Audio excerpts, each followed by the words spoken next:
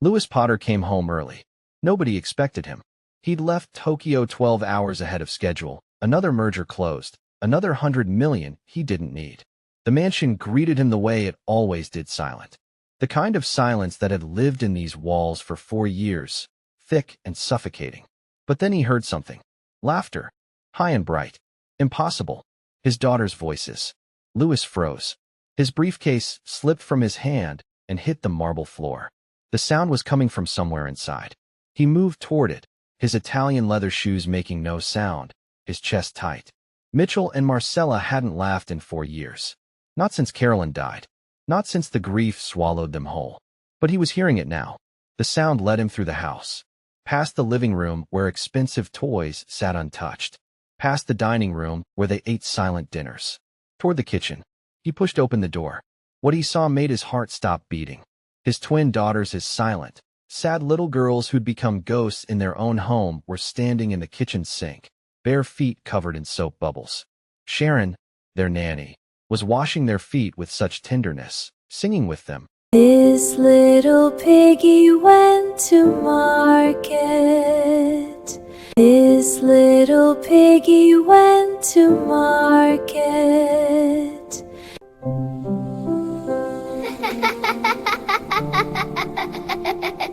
All three of them glowing with a joy Lewis thought had died with his wife. For a moment, he couldn't breathe. For a moment, he couldn't tell if what he felt was relief or rage. 4 years ago, Carolyn Potter died on a Tuesday morning in October, the kind of morning when the light comes through the windows golden and cruel, illuminating everything you're about to lose. The breast cancer had been aggressive, the kind that doesn't negotiate or grant extensions. She was 34. The twins were 5. Lewis held her hand while she slipped away, and when it was over, he looked down at his wedding ring and realized he had no idea how to be a single father. The funeral was a blur of black clothes and casseroles and people saying things that meant nothing. Mitchell and Marcella stood on either side of him in matching navy dresses, their small hands cold in his, their faces blank with a confusion too large for their little bodies to hold. They didn't understand that Mommy wasn't coming back. How could they? Lewis barely understood it himself. In the weeks that followed, he watched his daughters dim like stars at dawn, slowly at first, then all at once. Mitchell had been the curious one, the child who asked 10,000 questions a day about everything from why the sky changed colors to where butterflies went at night. After Carolyn died, the questions stopped. She'd sit at breakfast with her cereal going soggy, staring at nothing, her bright mind shuddering itself against a world that had become incomprehensible. Marcella had been the smiler, the one who laughed at everything, whose joy was so infectious that strangers in grocery stores would stop to tell Carolyn what a delightful child she had. After the funeral, Marcella's face settled into a careful blankness, as if she'd learned that happiness was dangerous, that loving things meant losing them. They moved through the mansion like small ghosts haunting the scene of their loss. Lewis would find them in corners, playing quietly with toys they didn't care about, or sitting in Carolyn's closet surrounded by her clothes, breathing in the fading scent of her perfume. They ate when told to eat. They bathed when told to bathe. They went to bed without argument. They were perfect, obedient, heartbroken children, and Lewis had no idea how to reach them. So he did what he knew how to do. He worked. He told himself it was practical, necessary even. Someone had to keep the company running, had to secure their financial future, had to make sure that Mitchell and Marcella would never want for anything material. He told himself he was honoring Carolyn's memory by being successful, by building something that would last, by proving that her death hadn't destroyed him even though it had. He hired the best professionals money could buy. Dr. Reeves was a child psychologist who specialized in early childhood grief and had a waiting list a year long. Lewis paid triple to get his daughters in immediately. Dr. Reeves came to the house 3 times a week with her gentle voice and her coloring books about feelings. She taught the twins words like loss and mourning and healing. She had them draw pictures of their family pictures that always showed 4 stick figures, never 3, because in their drawings Mommy was still there, still smiling, still whole. When Dr. Reeves said the girls needed more intensive support, Lewis hired Dr. Martinez, a therapist who specialized in play therapy. Dr. Martinez brought puppets and sandboxes and miniature houses where Mitchell and Marcella could act out their feelings through play. The girls went through the motions. They moved the tiny furniture around. They made the puppets talk to each other. But there was no light in their eyes, no real engagement, just compliance. Lewis brought in a grief counselor named Susan who had lost her own husband young and spoke about loss with the authority of someone who'd survived it. Susan sat with the twins in the sunroom every Tuesday and Thursday, talking about memories and sadness and how it was okay to cry. The girls nodded politely. They said the right things. They did not cry. Nothing worked. The twins learned the vocabulary of grief the way other children learned multiplication tables mechanically, without understanding what any of it meant. They could tell you they were sad. They could identify their emotions on a colorful chart. They could explain that mommy was gone and wasn't coming back. But none of it reached the place where their real grief lived, buried so deep that all the therapy sessions and play techniques in the world couldn't touch it. Lewis couldn't bear to watch it.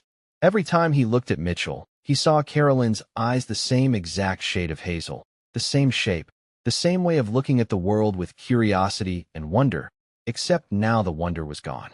Every time Marcella tilted her head a certain way or tucked her hair behind her ear, it was Carolyn's gesture, Carolyn's grace, Carolyn's ghost moving through their daughter's body. So he traveled more. Singapore for a tech conference that he didn't need to attend personally. London for meetings he could have done by video call. Dubai to tour a facility that his VP could have handled. Tokyo for negotiations that stretched from days into weeks. Each trip was longer than the last. Each departure easier. Each return harder.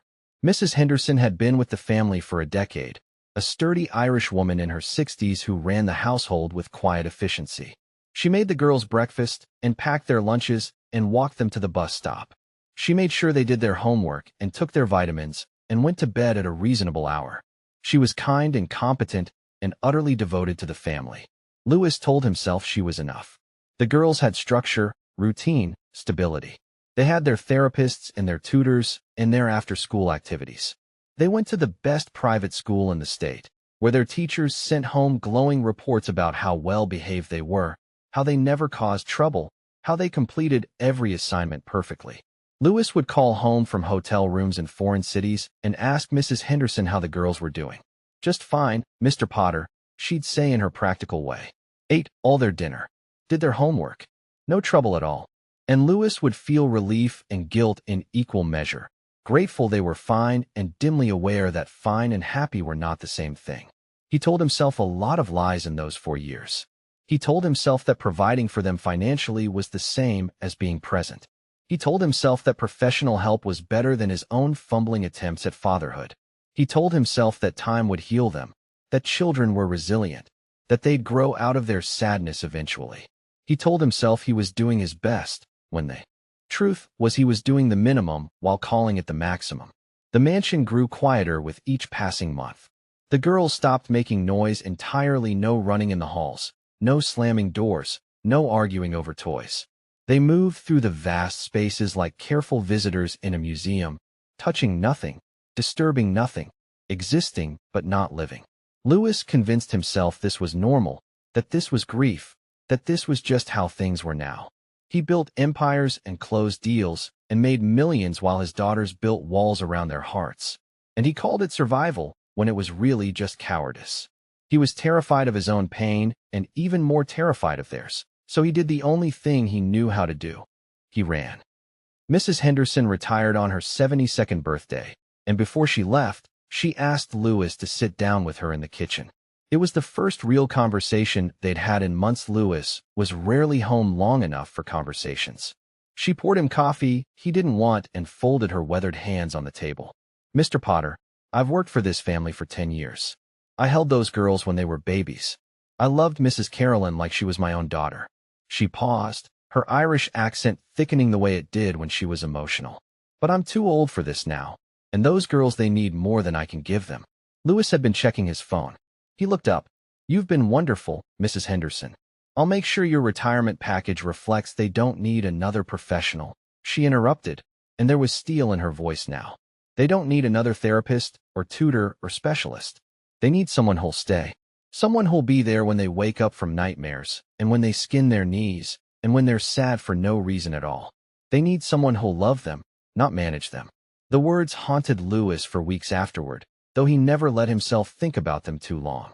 The nanny agency sent 12 candidates. Lewis interviewed them all via video call from a hotel room in Frankfurt, his laptop balanced on the desk, while he half-listened and reviewed quarterly reports on his second screen. The first 8 candidates blurred together impressive credentials, years of experience with high-profile families, degrees in early childhood development, references from diplomats and celebrities. They spoke in measured tones about structure and enrichment and developmental milestones. Sharon Ward was the 9th interview. She appeared on his screen with none of the polish of the others. She was 28, black, with natural hair pulled back in a simple ponytail and a warm smile that reached her eyes. Her background showed a modest apartment, not the carefully curated home office the other candidates had displayed. Lewis glanced at her resume. No degree in early childhood education. No references from wealthy families. She'd been working at a daycare in Harlem for 5 years, making barely above minimum wage. "Ms. Ward, I see you don't have formal training and I don't have fancy degrees," Sharon said, and her voice was clear and unashamed.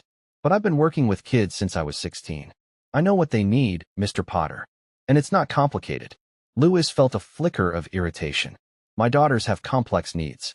They've experienced significant trauma, they've lost their mother," Sharon said gently. "That's not complicated. That's the simplest, hardest thing in the world. And no amount of training teaches you how to sit with that kind of pain. You just have to be willing to stay in it with them." Something in her application essay had caught the hiring manager's attention, and Lewis scrolled to it now. Children don't remember what you bought them. They remember who showed up. He hired her on the spot more to end the interview than anything else and immediately forgot about her. He had a flight to Shanghai in 6 hours. Sharon arrived at the mansion on a gray Tuesday morning in March. The house was silent in the way it had been silent for 4 years, a thick quiet that absorbed sound like insulation. Mitchell and Marcella sat at opposite ends of the living room, playing separately with toys that cost more than Sharon's monthly rent. Mitchell had a collection of intricate dollhouses she never opened. Marcella was methodically arranging stuffed animals by size, her face blank with concentration that looked more like dissociation. They glanced up when Sharon walked in, and she saw the dull recognition in their eyes, the look of children who'd watched too many adults arrive with promises and strategies and ultimately fail to reach them. They were 9 years old now, and they'd already learned not to hope. Sharon set down her bag and looked. Around the cavernous living room with its vaulted ceilings and its pristine white furniture that no one ever sat on. Then she sat down on the floor right between the 2 girls, cross-legged in her jeans, and picked up a set of wooden blocks. She didn't introduce herself with a speech about how excited she was to be here or how they were going to have so much fun together. She just started building a tower, humming quietly to herself. The tower grew 5 blocks, 6, 7. At 8 blocks, it wobbled. At 9, it fell, clattering across the hardwood floor. Sharon laughed. It wasn't a polite laugh or a nervous laugh. It was genuine delight at the chaos of falling blocks. Mitchell glanced over, just for a second. Sharon gathered the blocks and started again, building higher this time, still humming. This tower made it to 12 blocks before physics intervened. When it fell, Sharon laughed louder. Marcella's lips twitched. Not quite a smile, but something. A crack in the wall. Sharon didn't push. She didn't turn to them with an eager smile and ask if they wanted to help. She didn't launch into questions about their feelings or their day or their mother. She just existed in their space, building towers that fell, laughing when they did, rebuilding without frustration. After an hour, she stood up and brushed off her jeans. "I'm hungry. Anyone want breakfast?"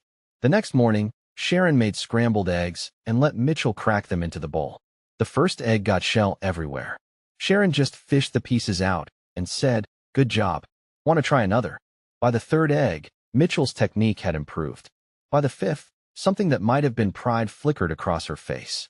Sharon read them stories before bed, doing all the voices: the mouse squeaky and scared, the bear deep and grumbly, the little girl brave and bright. She didn't read the therapeutic books about grief that lined their shelves. She read Where the Wild Things Are and Charlotte's Web and The Secret Garden, stories about loss and love and things that grew in the dark. She played in the backyard, even though the perfectly manicured lawn wasn't meant for playing. She got grass stains on her jeans and dirt under her fingernails and didn't care. She taught them to do cartwheels and look for four-leaf clovers and lie on their backs watching clouds drift by. Slowly, so slowly that Louis never noticed because he was never home, the twins started to thaw. It started with proximity. Mitchell began sitting closer to Sharon during story time, her small body gradually migrating from the other end of the couch until she was pressed against Sharon's side. Marcella started appearing in doorways where Sharon was, not saying anything, just being near. Then the questions came back. Marcella first, tentative. Why is the sky blue? Sharon explained about light and atmosphere and molecules scattering, but she did it simply, treating the question like it was the most important thing she'd ever been asked. The next day, where do birds sleep? And Sharon told her about nests and trees and how some birds sleep standing on one leg. Mitchell's questions were different, more philosophical. Do people in heaven watch us? And if you love someone who's gone, does it still count? Sharon never deflected or simplified. She said, I think love always counts, and I don't know about heaven, but I know your mom knew how much you loved her. 2 months in, Mitchell whispered something to Sharon for the first time.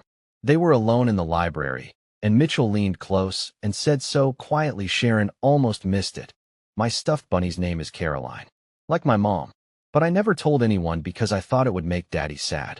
Sharon whispered back, that's a beautiful name. I bet your bunny feels very special. Just like that, a connection was forged. Mitchell started whispering secrets, small things at first, then bigger ones. How she sometimes forgot what her mother's voice sounded like. How she was scared she'd forget her face. How she felt guilty when she was happy because being happy felt like forgetting. Sharon listened to every secret like it was sacred. 3 months in, both girls were talking again, not to everyone, not at school or to their tutors, but to Sharon. Full sentences, questions, stories about dreams they'd had. They told her about the dog they wanted to adopt and the tree fort they wanted to build and the countries they wanted to visit someday. They told her about Mommy, the way she used to sing in the car and make pancakes shaped like animals and read the same book 5 times in a row without complaining. Sharon never made a big deal about any of it. She just listened, present and patient, like she had nowhere else to be and nothing more important to do. For months in, Sharon started singing while she did dishes. Old songs, church hymns, pop songs from the radio, whatever came to mind. Her voice was warm and unpretentious, filling the kitchen with sound. The twins would wander in and watch her, drawn by the music. Then they'd start humming along. Then they'd sing, tentatively at first, then louder. Louis knew none of this. He was in London, finalizing a deal worth $300 million, sitting in a conference room 43 floors above the city, shaking hands with men who congratulated him on his vision and his success.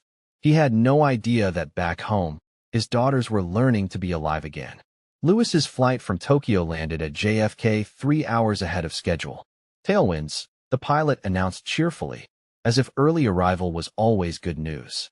Louis sat in first class, staring out the window at the runway lights, feeling the familiar weight of exhaustion settle into his bones. Another deal closed. Another market conquered. Another week away from home. He didn't call ahead to let anyone know he was coming.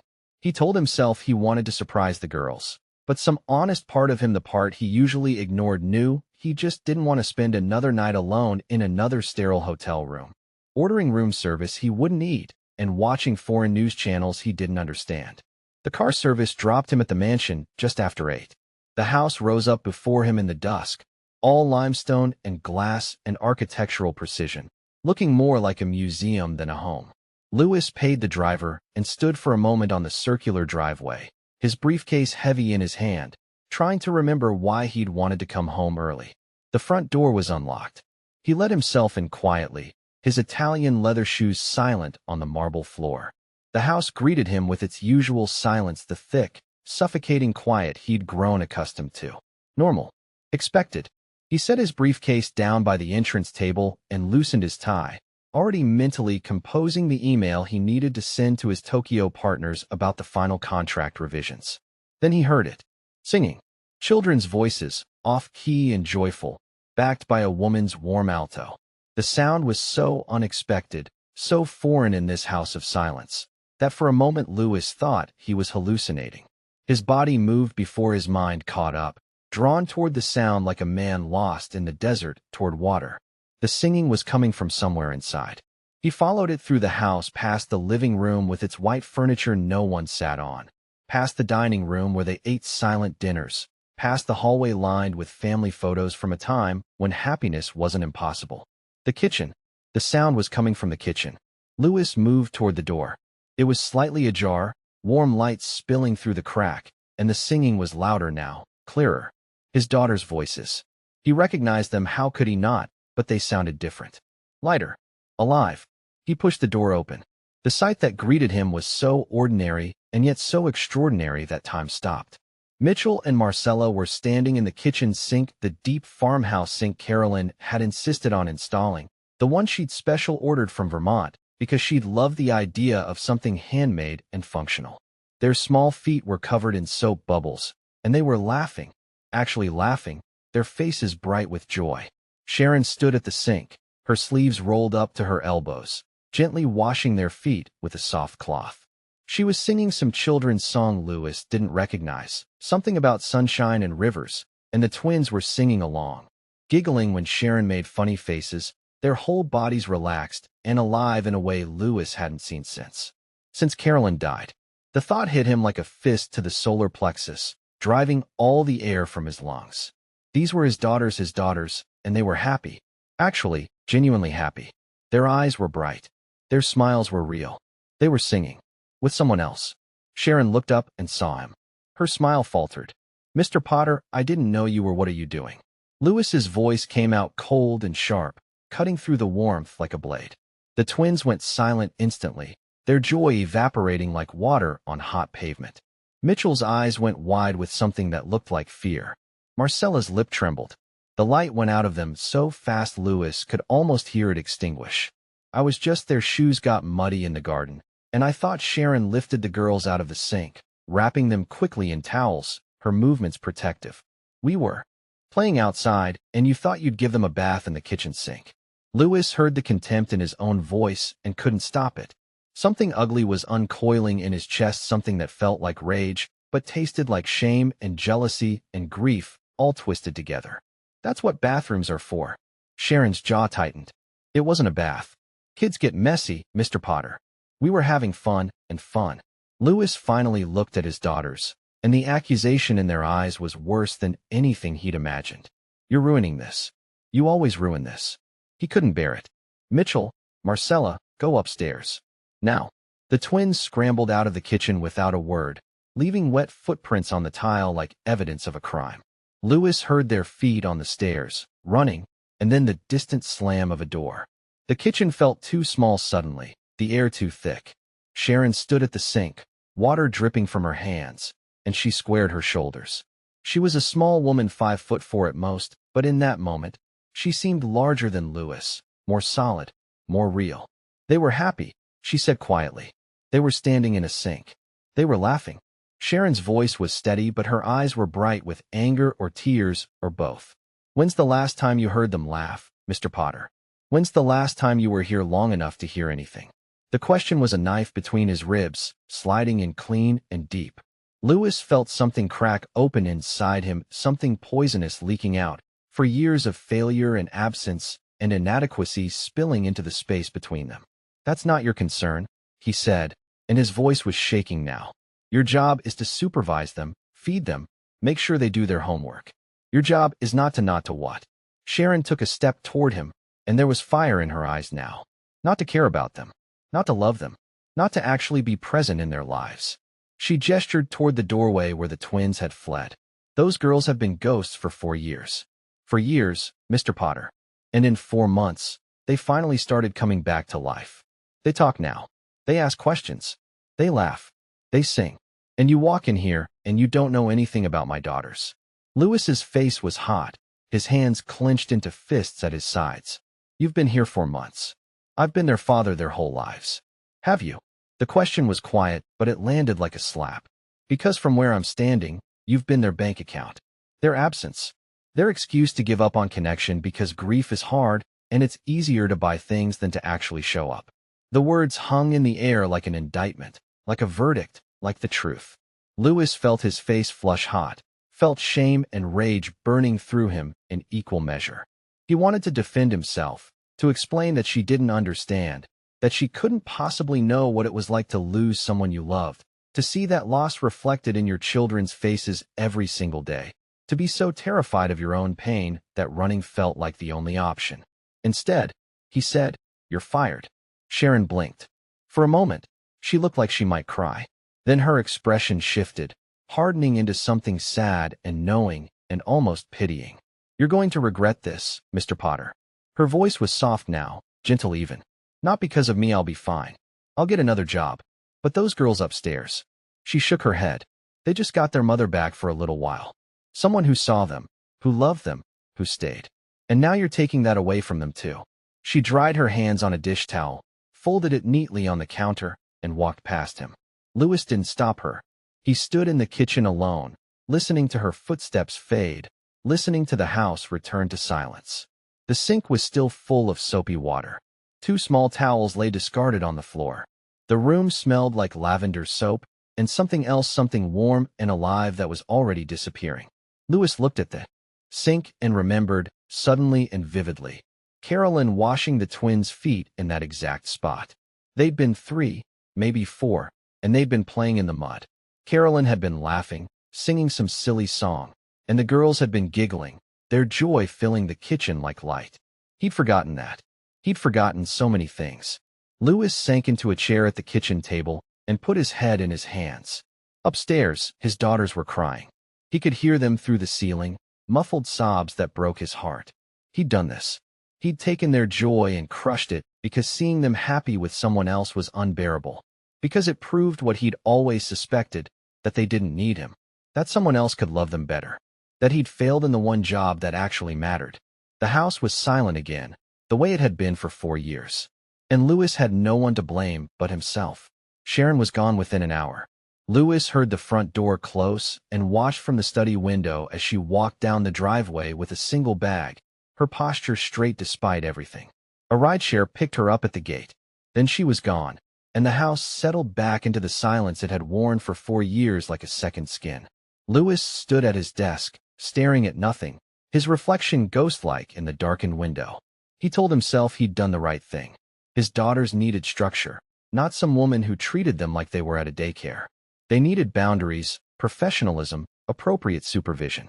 They needed he didn't finish the thought because he realized with a cold, creeping horror that he didn't know what they needed. He'd never known. That night, Louis tried to have dinner with Mitchell and Marcella. He'd dismissed the meal service and ordered from their favorite Italian restaurant, the one Carolyn used to take them to, the one with the breadsticks they loved. He set the table himself, awkwardly arranging plates and silverware, trying to remember where everything went. The twins came down when he called them.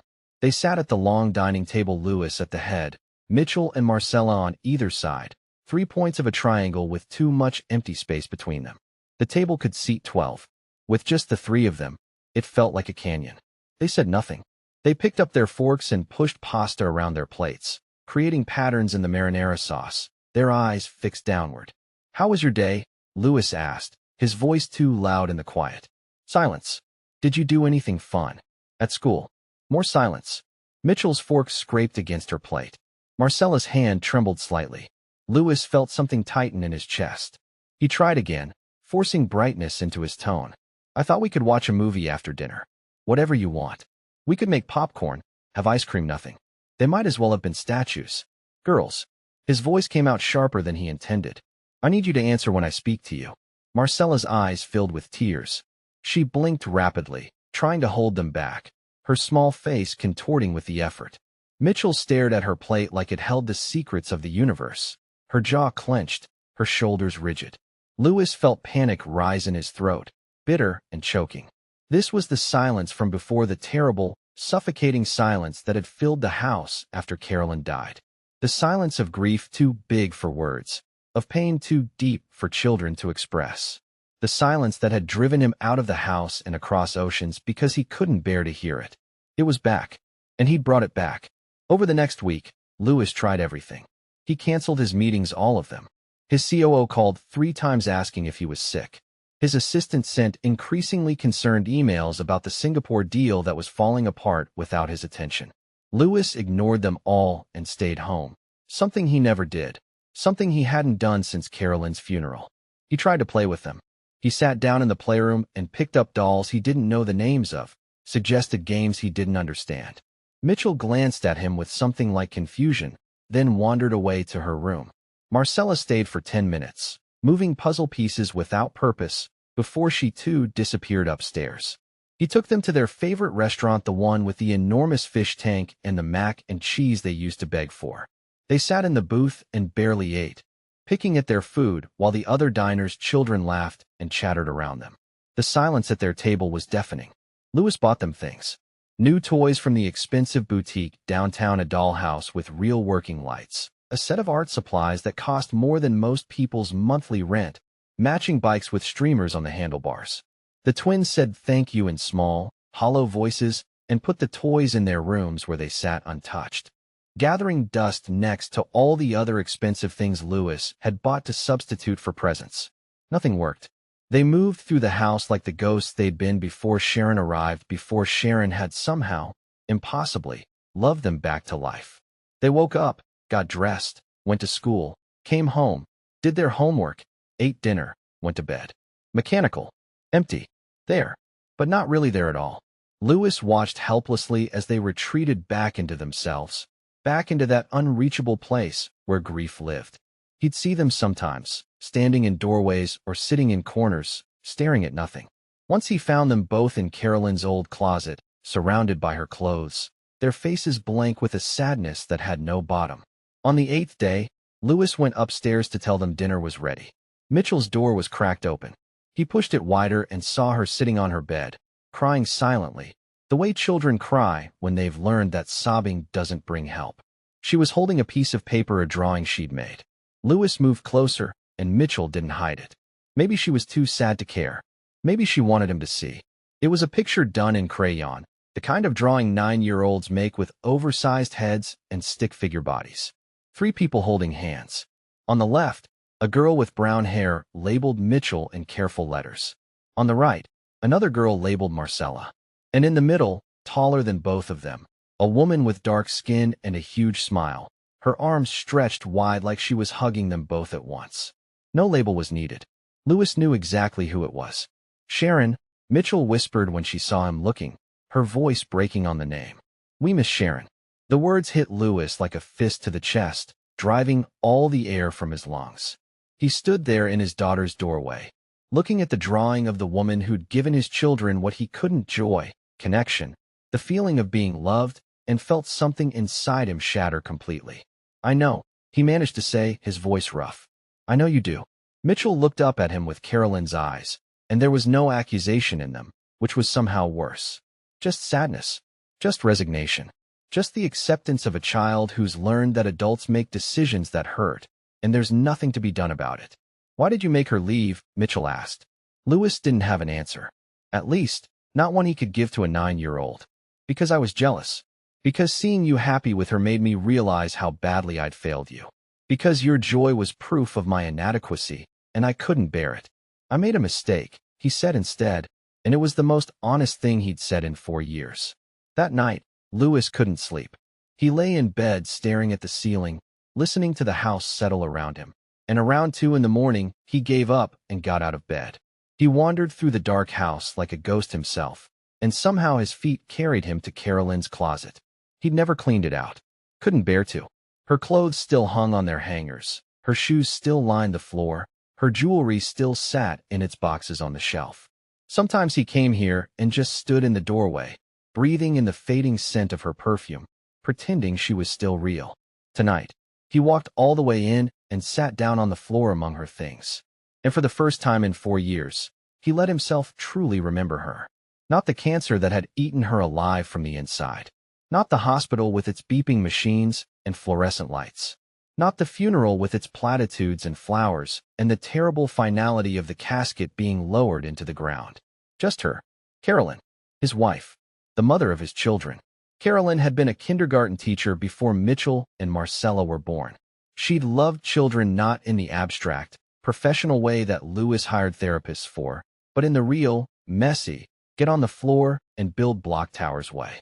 She'd had grass stains on her jeans, and paint under her fingernails, and an endless capacity for silly songs and made-up games. She'd washed Mitchell and Marcella's feet in that kitchen sink 100 times when they'd come in from the garden, singing to them, making them laugh, turning the ordinary act of getting clean into something joyful. Sharon hadn't been replacing Carolyn. Sharon had been honoring her, carrying forward the kind of love Carolyn would have wanted their daughters to have. And Louis, consumed by his own pride, his own shame, his own terror of being irrelevant in his daughters' lives, had destroyed it. He'd destroyed the one good thing Mitchell and Marcella had found in 4 years of darkness because he couldn't stand the proof of his own failure. He'd become the obstacle in his own daughter's healing. Louis sat in his dead wife's closet and finally let himself cry. For Carolyn. For his daughters. For 4 years of absence disguised as provision. For all the moments he'd missed and could never get back. For the man he'd been and the father he'd failed to become. And somewhere in that crying, in that breaking open, Louis made a decision. He didn't know if he could fix this. Didn't know if Sharon would even speak to him after what he'd done. Didn't know if his daughters would ever forgive him. But he had to try. Because the alternative, watching Mitchell and Marcella disappear back into grief while he stood by helpless, was unbearable. He'd spent 4 years running. It was time to stay. The next morning, Louis called the nanny agency before the sun was fully up.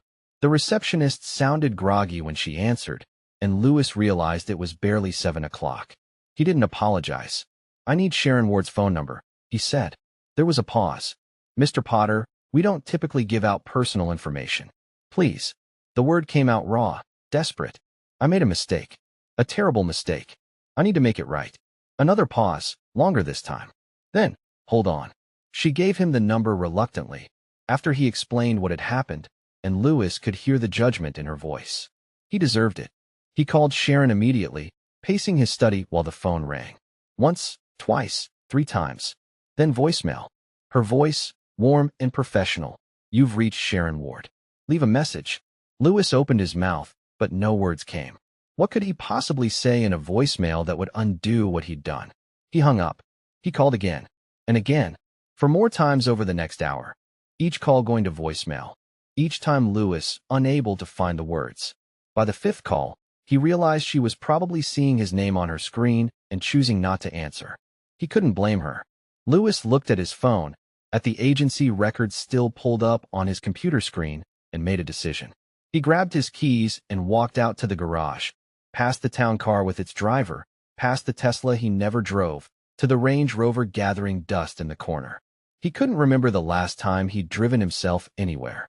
Sharon's address led him to the Bronx, to streets he'd never been on in his entire life despite living in New York for 20 years. Louis navigated unfamiliar neighborhoods, his GPS taking him past bodegas and corner stores and apartment buildings with laundry hanging from fire escapes. He felt profoundly out of place in his pressed suit and his luxury SUV, aware of how he must look like exactly what he was. A rich man slumming it, trying to buy his way out of consequences. Sharon's building was old but well-maintained. 5 stories of red brick with colorful murals painted on the side, images of children playing, families laughing, community gardens blooming. Someone had put care into this place. Someone had made it home. Louis parked on the street and sat for a moment, gathering his courage. Through the windshield, he could see people going about their Sunday morning, a woman sweeping her stoop, kids riding bikes, an elderly man walking a small dog. Normal life. The kind of life Louis had forgotten existed outside his mansion and his boardrooms. He got out of the car and climbed the narrow stairs to the 3rd floor, his $5,000 suit feeling like a costume, like armor that wouldn't protect him from what he was about to face. The building smelled like cooking something spicy and wonderful, and he could hear music playing somewhere, voices talking and laughing through thin walls. Apartment 3C. Louis knocked before he could lose his nerve. The door opened almost immediately. A man stood there, mid-30s, tall, with Sharon's eyes and a jawline that looked like it could cut glass. He took one look at Louis, and his expression hardened into something cold and protective. "She doesn't want to talk to you," he said, already starting to close the door. "I know." Louis kept his voice steady, humble. "But I need to talk to her. Please. It's about Mitchell and Marcella." "Yeah." The brother's voice was sharp with contempt. "The kids she loved, and got her heart broken over. The kids whose father fired her for actually caring about them. The door moved another inch toward closed. Louis put his hand on it gently, not forcing. I was wrong. I know I was wrong. I just need 5 minutes. Please. The brother stared at him for a long moment, jaw working like he was chewing on words he wanted to spit out. Then he turned his head and called over his shoulder. Sharon, rich man here says he was wrong. You want to hear this? There was a long pause. Louis could hear movement inside the apartment. Footsteps, a murmured conversation he couldn't make out. His heart hammered against his ribs. Then Sharon appeared in the doorway. She was wearing sweatpants and an old college t-shirt that said Howard University across the front.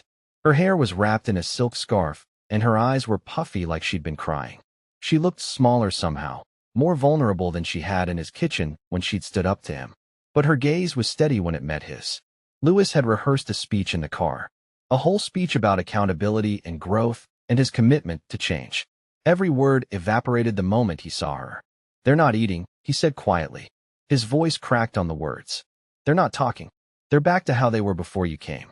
And he had to stop, had to breathe, had to force the words past the tightness in his throat. I don't know how to reach them. I never knew how to reach them. Sharon's expression shifted slightly, but she didn't speak. I thought if I just provided enough, Louis continued, if I gave them enough things, the best schools, the best therapists, the biggest house, I thought that would be enough. But it's not. It was never enough. Because what they needed was someone to show up, someone to stay, someone to love them without conditions or boundaries or professional distance. His hands were shaking now. He couldn't stop them. And I couldn't do that because I was too busy running from my own grief. Too terrified to look at them because they have their mother's eyes, and every time I see them I remember everything I lost. Sharon's brother shifted behind her, his expression softening slightly. And then you came, Louis said. And you did it. You did the one thing I couldn't do. You showed up. You stayed. You loved them. And instead of being grateful, instead of thanking God that someone cared enough to bring my daughters back to life, I was jealous. I was ashamed. Because you made me realize that I've been failing them for 4 years. That all my money and all my success and all my excuses didn't matter because I wasn't there. A tear slid down Sharon's cheek. She wiped it away quickly. Louis reached into his jacket pocket and pulled out the drawing, Mitchell's drawing, carefully folded. He held it out with a trembling hand. She drew this.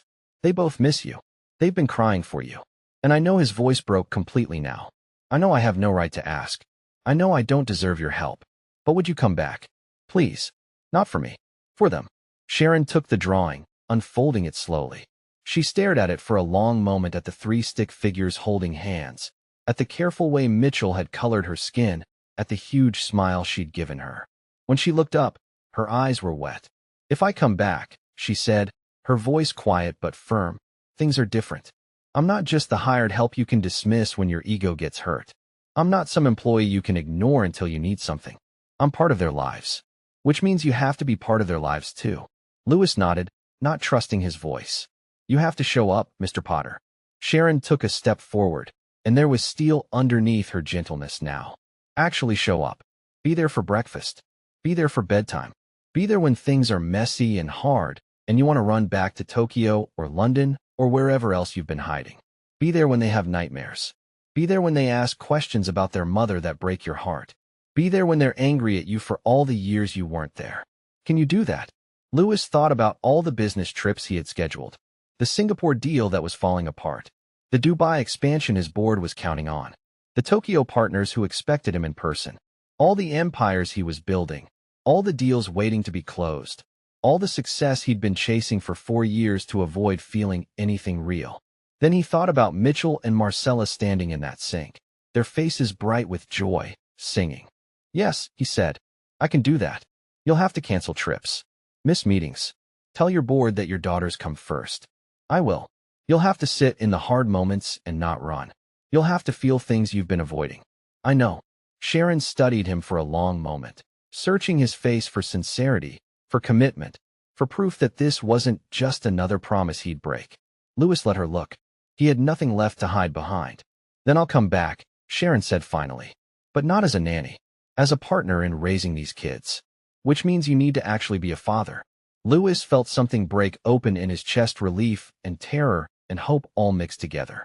I don't know how, he admitted. I don't know how to be what they need. Sharon's expression softened. Then I'll teach you, she said.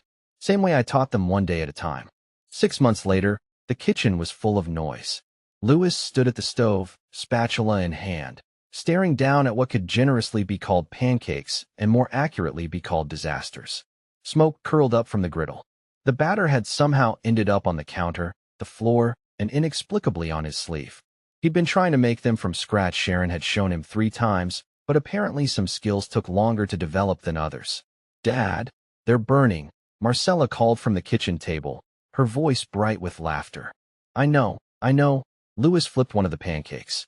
It was definitely more charcoal than breakfast, black on one side and somehow still raw on the other. He had no idea how he'd managed that. Okay, executive decision. Who wants to order takeout? The twins erupted into giggles, genuine, belly-deep laughter that filled the kitchen like light. Louis heard that sound every day now, multiple times a day, and it never got old. It still caught him sometimes, stopped him in his tracks with the realization that this was real, that his daughters were alive again in all the ways that mattered. Sharon sat at the kitchen table with Mitchell and Marcella, a 1,000-piece puzzle of the solar system spread out between them. She was wearing jeans and a sweater, her hair in braids, and she was laughing too at Louis's culinary incompetence, at the absurdity of a man who'd negotiated billion-dollar deals being defeated by breakfast food. I tried to warn you, Sharon said, not unkindly. Pancakes are a level 3 cooking skill.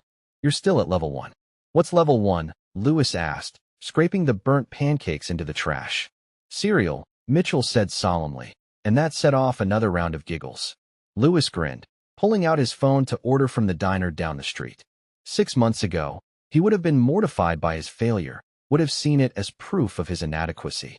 Now he just laughed with them, comfortable in his imperfection, grateful to be here to fail at all.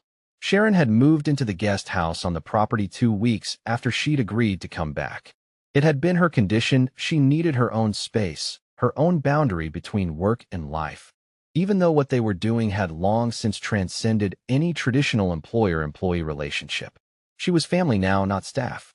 Louis paid her triple what any nanny would make, plus benefits, plus a generous education stipend, because she'd started taking online classes to become a licensed child therapist. I want to help more kids like Mitchell and Marcella, she told him. Kids who are grieving, who need someone to see them. There are so many of them out there. Louis had personally written a recommendation letter for her graduate school applications. He suspected she'd get in everywhere she applied. The biggest change, though, had been Louis himself. He'd restructured his entire company, calling an emergency board meeting 2 days after Sharon agreed to return. He'd promoted his COO to CEO, a woman who'd been doing most of the actual work for years anyway, and taken on a chairman role that let him work from home. The board had been shocked. His investors had been concerned. His competitors had smelled blood in the water. Louis didn't care. He'd missed 4 major international deals in the past 6 months. The Singapore expansion had gone to a competitor. The Dubai partnership had fallen through. The Tokyo merger had happened without him. His net worth had probably dropped by a few $100 million, though he hadn't checked. The business press had written articles with titles like Potter's Retreat and When Billionaires Step Back. He didn't regret a single decision. Instead, he'd learned to braid hair. Badly, Mitchell's braids always came out lopsided, and Marcella's were worse, but he tried every morning they asked, sitting behind them with YouTube tutorials playing on his phone, his large hands fumbling with small sections of hair while the girls giggled at his concentration. He'd learned to read bedtime stories in funny voices. The mouse high and squeaky, the bear deep and grumbly, the dragon with a ridiculous British accent that made the twins shriek with laughter. Some nights they made him read the same book 3 times just to hear the voices again.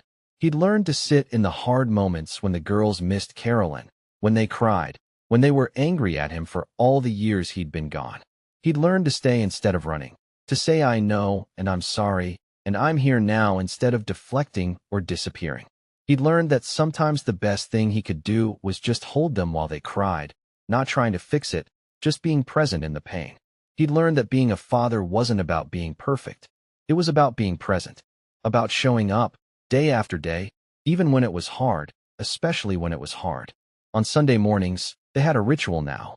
Louis, Sharon, and the twins would go to the garden, the one where Carolyn had planted sunflowers, the one that had gone wild and overgrown after her death, choked with weeds and neglect. Together, they'd been bringing it back to life, pulling weeds, turning soil, planting new seeds. The sunflowers were coming back, tall stalks reaching toward the sky, bright yellow faces turning to follow the sun.